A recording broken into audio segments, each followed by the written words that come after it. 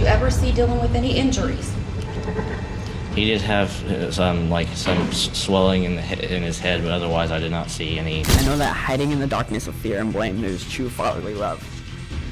Kids are the most precious beings in the world, but unfortunately, some people exploit them to serve their twisted desires. Today, we will explore several cases in which children sent their abusive parents to jail. We'll start with the story of a teenage boy who bravely spoke up against something horrible his parents were doing, and ultimately sent them to jail. In 2020, a 15-year-old boy named Daniel Groves Jr. testified in court against his parents, Daniel and Jessica Groves. The boy witnessed bruises and swelling on his infant brother's head, but as horrible as that sounds, it wasn't even the worst part about the situation. We're here today to talk to you about your baby brother, Dylan. Would you tell the jury, did you ever see Dylan with any injuries?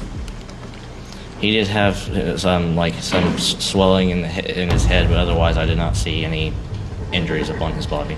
Was his head bruised in any way? It appeared bruised, yes. Okay, when you say it appeared bruised, tell him what you saw. Like blackened and purple, what you would imagine as a bruise. And where was that? Upon all of his head, all the way around, most just top of his head. Baby Dylan was no longer at your house? For a period of a couple weeks, yes. Okay, and then later, did he he was gone from your house also? Explain that. In other words, after you saw these injuries, what happened with the baby?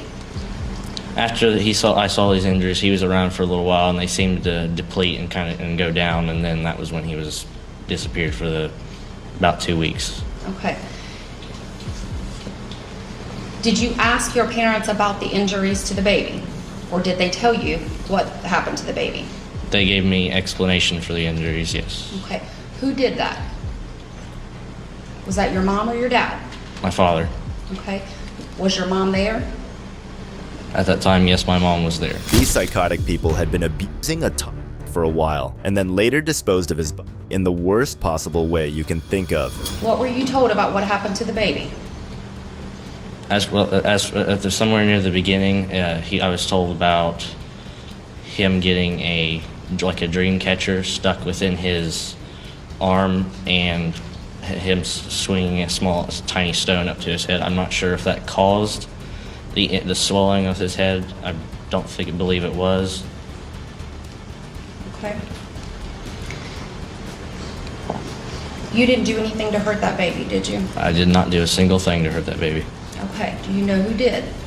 I do not. Okay. Was there a time when you were asked to give to either of your parents? Yes. Okay. Tell the jury what you were doing.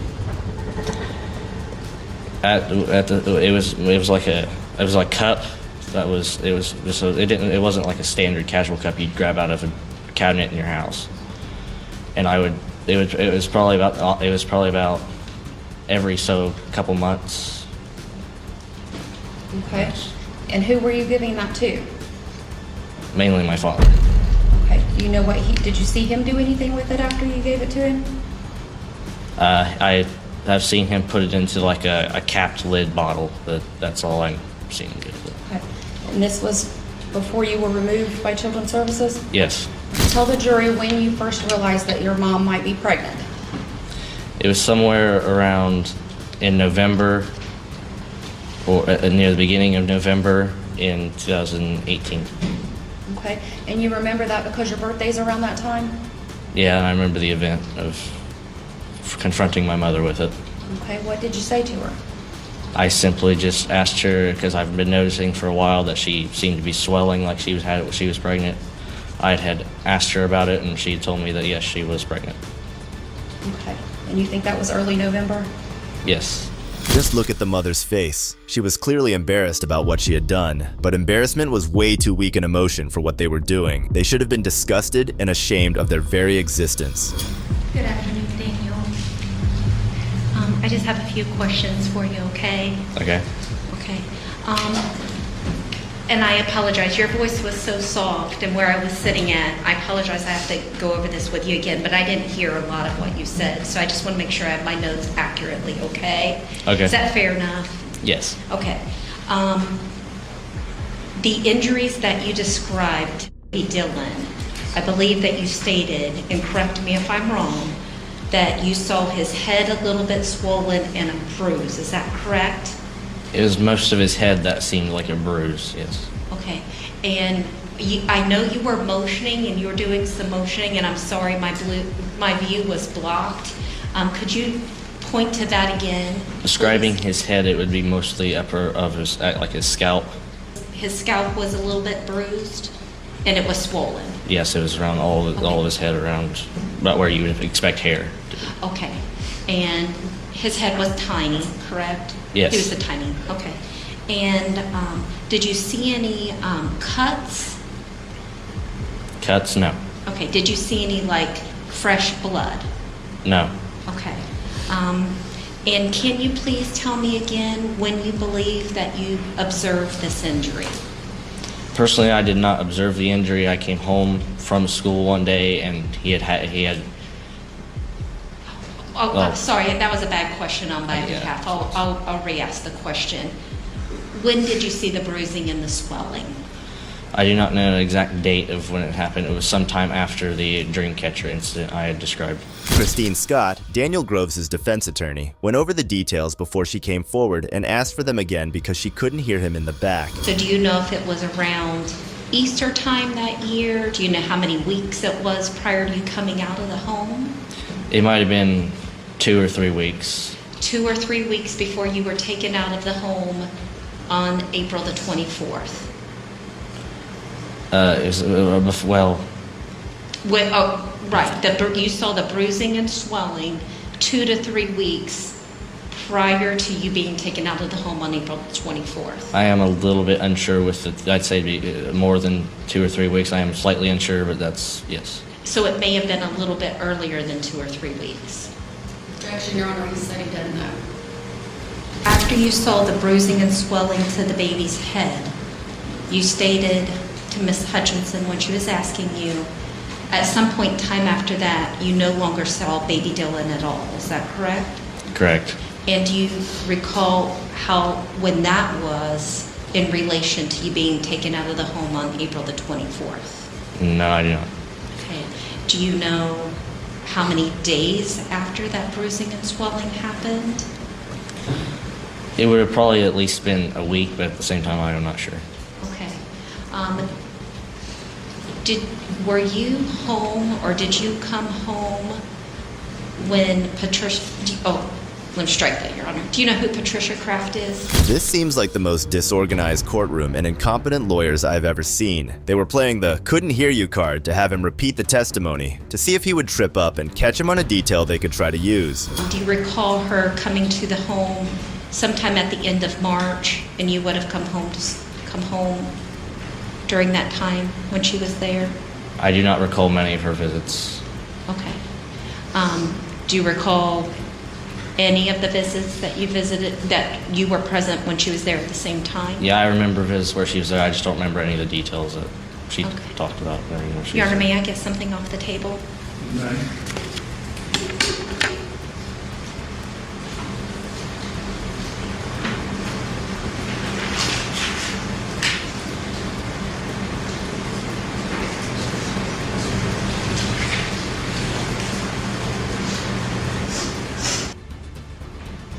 And then you described a time period when you were providing, for lack of better words, some urine and putting it in a container for your father, I believe you said. Is that correct? Correct. Okay, do you recall, was that before baby Dylan was born or after baby Dylan was born? There were periods of both before and after. Okay, and do you know what he did with that urine? As for sure, no, I was not. Okay. Were you ever at a facility where he was requested to go into a restroom with somebody and give urine in a cup? No. Okay. Christine paused and went to check for some paperwork in the middle of it all, and then came back to ask the most stupid questions. Did you ever go into the restroom with him at the hospital and he asked you to pay in the cup for him versus him paying the cup? At the hospital, no, I have not. Okay. Did you ever have you ever been to Children's Services Agency up in New Boston? Yes, but only like once. Only once, okay. Did you ever go into the room with your dad there at that agency and pee in a cup that he was supposed to pee in a cup? No, I did not. Okay. Did you ever do you know where juvenile court is downstairs on the second floor of this building? Yes. Have you ever been there? No. Okay. Did you ever come to court with your dad in mid-January and go into the restroom and pee in a cup for him? No, I did not. Okay. She really tried to make it seem that the boy went with his dad to pee in a cup, but actually didn't. But she was not making the situation any better. It was crystal clear that the father was making the boy do it. Daniel, you resided with your parents the majority of your life, is that correct? All of my life. All of your life up I was until removed. April, April of last year, correct? Yes. Okay.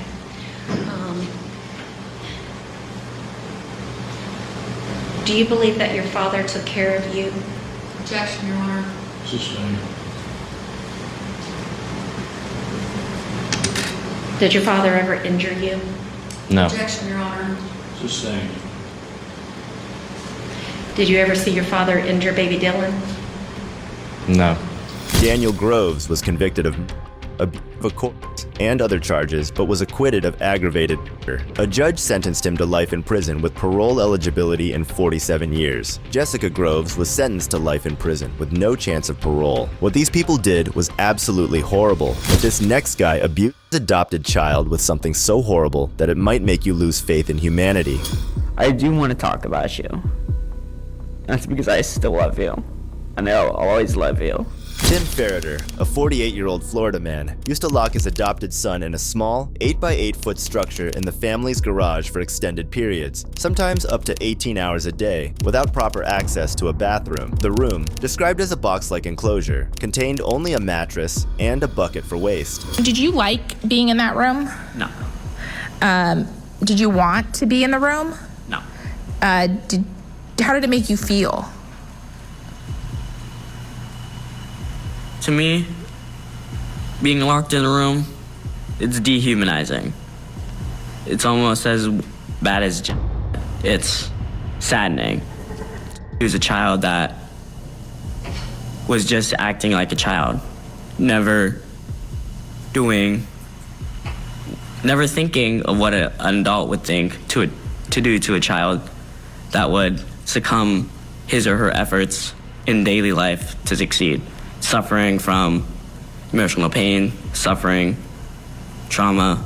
Were there instances where the defendant in this case, Tim Ferriter, acted towards you in a way that was physically aggressive?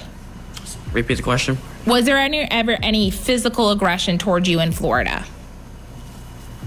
There was instances of grabbing and pushing, but otherwise, no. Okay. Physical contact such as punching, hit, smack. Right, none of that happened during the time frame in Florida? No.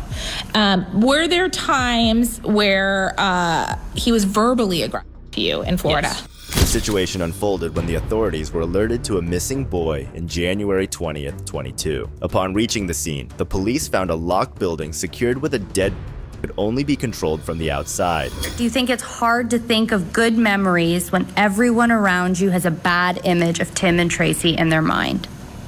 I can easily recall the good times, but I don't have a bad image of Tim and Tracy. They just made a mistake. They just acting out of frantic surprise of my actions. They weren't. I believe that they weren't trying to do any harm. Yeah. I believe that people should recognize that was a mistake and forgive them and move on. The boy's sister also took a stand against her father's abuse of her sister.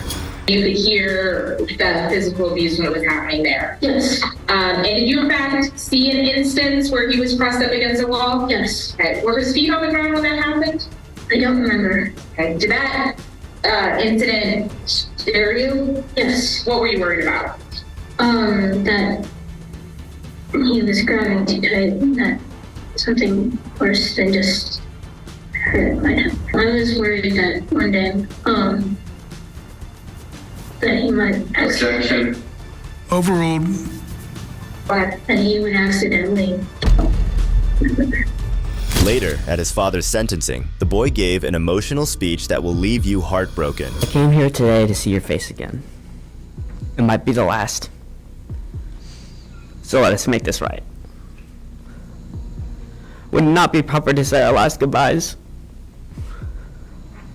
It looks like we hit a fork in the road, and it seems that I can only fit on the path on the right, but you were left with the left one. Some might wonder why I came to see you again. A lot of people do not like what you did to me. Why come back? Well, it's because behind this monster of madness, guilt, anger, and wrongdoing, I see a soft spot. I see what you truly are. I know that hiding in the darkness of fear and blame, there is true fatherly love. In the exact same spot, there's nurturing. I believe that it can still be activated. I do want to talk about you. That's because I still love you. And I'll always love you. Until the end of my days.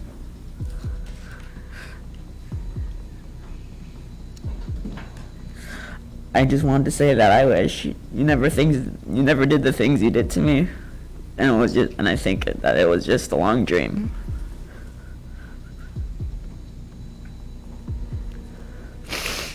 I want to say that you never left. When every day passes since we last made contact, I feel like everything is slowly taken away from me. I want to say I miss those brown eyes. I miss knowing what you're doing. The way he humanized his father is something his father didn't do for his son. I think the boy has a great heart, despite what Ferriter did to break him. I just wish you the best.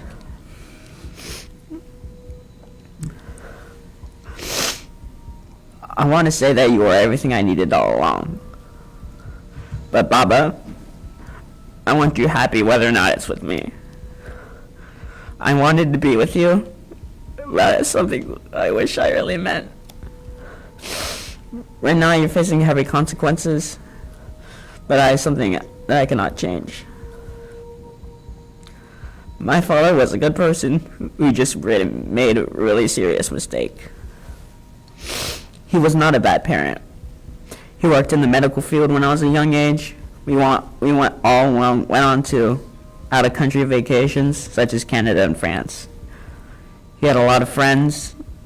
He had a positive impact on those around him. And the last thing I want to do is hate. A lot of people dislike you because of your actions, and some have feelings of hatred. However, I still love you, and I will continue to love you for the rest of my days.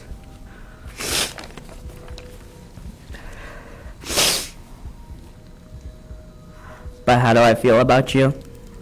I feel sad, I feel sympathy, I feel hope. But most importantly, I feel forgiveness. Other people may not think that, but I do. In that I hope you can gather yourself and try to follow up on the consequences of your actions. Just remember that I'm still your son, no matter what, and always remember that I'm still a Ferriter. And Judge Coates, I wish you could sentence my beloved father, Tim, 6 months jail time, 5 years probation. And true mercy is not just from the heart. It's the will of the victim to accept mercy that he has received for his wrongdoings. The emotional maturity and compassion that this young man had was genuinely so profound. This is not your normal situation of child where their children are put in a cage or a box, and there's nothing that explains what was going on here. Ultimately, the state is requesting 15 years. And I think the defense is requesting 1 year based on the motion, followed by probation. And I do note that I can go all the way up to 40 years. So at the end of the day, as I said before, I am totally convinced that what I do will not please anyone here, but ultimately the buck stops with me and the responsibility ends with me and falls on my shoulders to issue a sentence that I think is appropriate to the circumstances. The judge was right. No matter how compassionate the son was, the father might still repeat what he had done earlier and justify it as being done out of love. And at the end of the day, the sentence that I'm going to impose is going to be longer than what the guidelines provide. I'm going to downward depart from 75 months to 60 months, and followed by 5 years of probation, 2 years of the first 2 years of probation of which will be NCC2.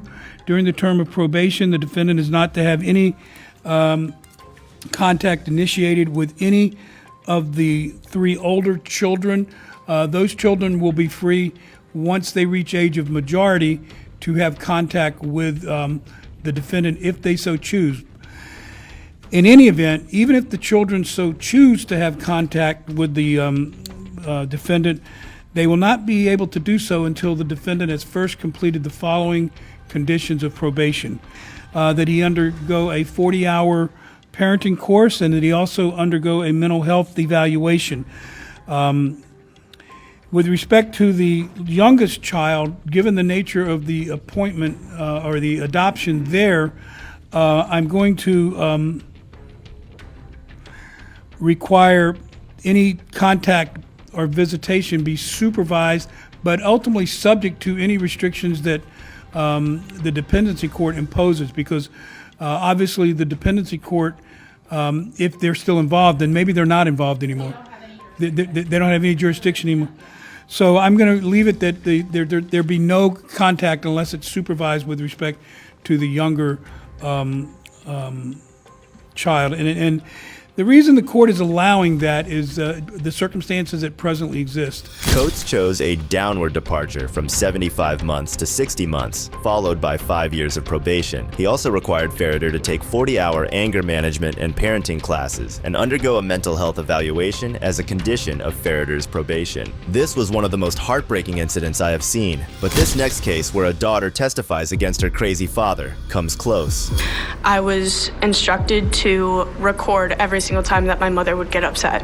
On May 21st, 2020, Zachariah Anderson was arrested and initially charged with stalking. As the investigation progressed, he faced additional charges. Anderson and Beecham, who share 3 children, had a tumultuous relationship that ended in February 20th, 20. Shortly after their breakup, Beecham began dating Gutierrez. Anderson's jealousy reportedly escalated as he became increasingly fixated on the couple, leading him to stalk them with her daughter. In the time period of April 24th of 2020,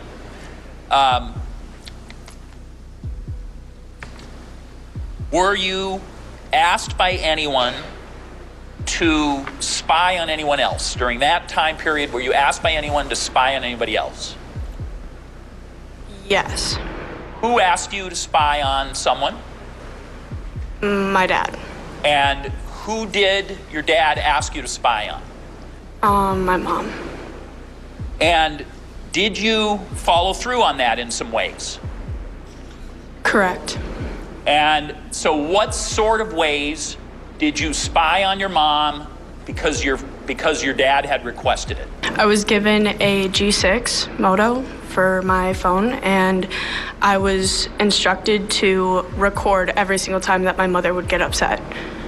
Who instructed you to do that? My father. And when you say record, you were using the phone to do that? Correct. And then after you made those recordings, did you provide them to anyone? What do you mean? Did you give them to anyone somehow? Like, my mother found my phone and took it, if that's what you mean. Did you transfer them to anyone or hand them over to anybody as well? Well, when she found it, I had to give her my phone, but other than that, no. Okay. So, if the defendant's computer has some recordings that it appears you have made. The courtroom drama unfolded in February 20th, 23, and continued for almost a month. A crucial revelation emerged when Anderson's own daughter took the stand, revealing that her father had instructed her to secretly monitor her mother and Gutierrez. So the question was, if you know, How would those end up on your dad's computer? How did that happen? Well, it was my dad's phone originally, so of course he would eventually. Again, get I'm his gonna. phone back. This calls for speculation, Judge. Your first effort was fine. This one's not so good. So her answer is he got the phone back. So okay. So I don't have any further questions about that. Are you testifying? Or? Okay. Yeah, I'm gonna ask that be struck.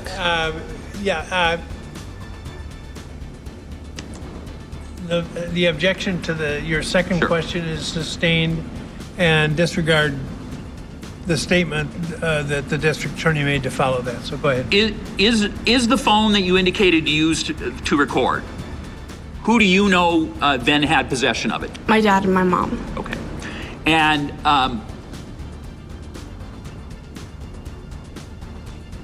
I want to turn your attention now specifically to April 24th, 2020. So that would be the day and evening before your birthday, correct? Correct. Whose home did you stay over on that night? My father's. And do you remember what city he had a place in that you were staying at? What city? Mequon. And who else stayed there, if you recall? Just me and my little brothers. And how old were your little brothers at that time? 4. And so it was you, your little brothers. Were there any adults at the home on that evening?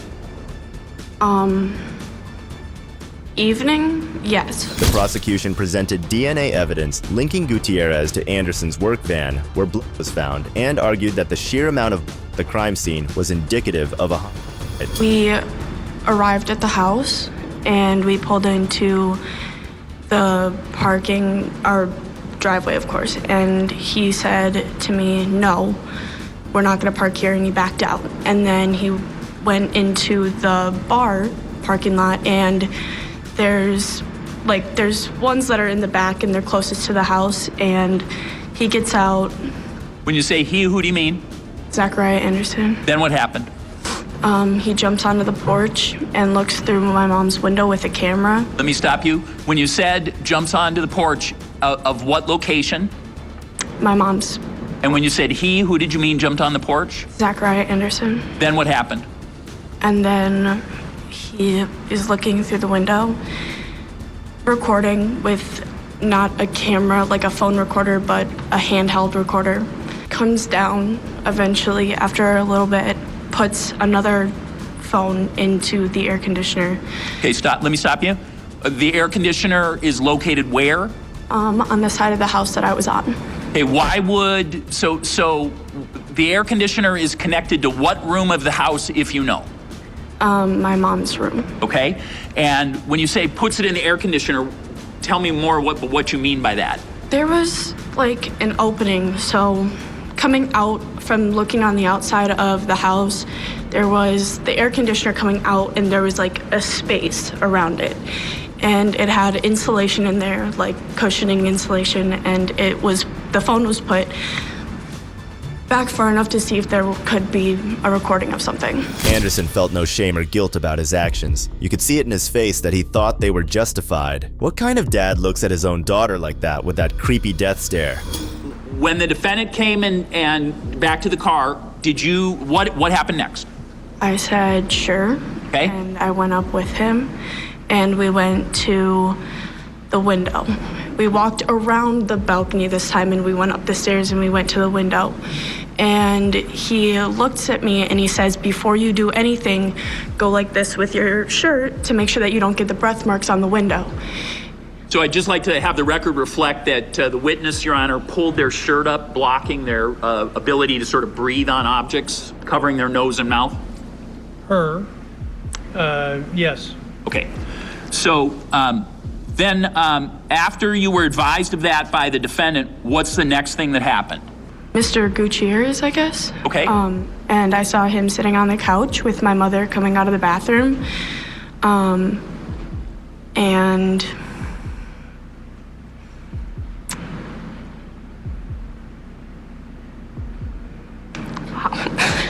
I didn't think that it was gonna be this hard. They were listening to music and laying there together. And doing what together? Just laying there on the couch. Okay.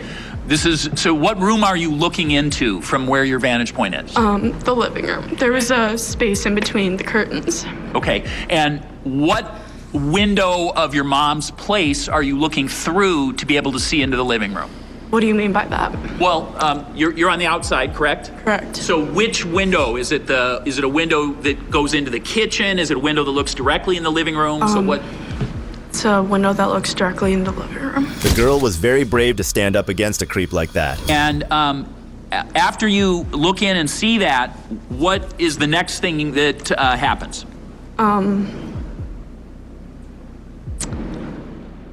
We leave. What? You leave? We got back in the car and we were on our way out, and he didn't grab the voice recorder at first until he pulled out and pulled onto the road, and he stopped. He stopped right at the second entryway to our driveway and got out, took his sandals off, and went to the house. So let me stop you. What footwear then was your? He didn't have shoes on. Okay, cool. Keep going.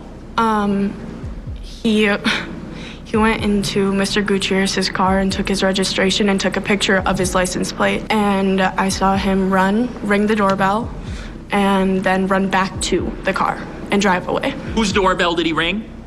My mother's, but he also had grabbed the phone while he was somewhere in the time period from when he rang the doorbell, the phone was grabbed. And which phone are you referring to now? I'm the one that was placed in the air conditioner. Okay. So after the defendant goes to Mr. Gutierrez's truck, takes a picture and takes an item out of the vehicle or takes registration, grabs back the phone, and he rings the doorbell, what does the defendant do next after he does those three things? Comes back to the car with the phone. He was obviously trying to get his daughter's attention by staring her down with that ridiculous look on his face. It seemed like he was trying to guilt her out for speaking the truth. It looked pretty clear that he allegedly made her mother's boyfriend disappear. What you could hear on that phone recording? Nothing. Okay. So where do you guys go next? Back to my dad's house. Okay. When you get back, what happens next? I walk in. He tells me to get some sleep. I then was sitting downstairs and thinking about what just happened, because I was a little like, did I really just see what I saw, what I just witnessed? And it was fine after that, I guess. And so let me ask you, what did the defendant do next that you saw? So after you guys got home, what happened next, if anything? He dropped me off and then he left again. Okay.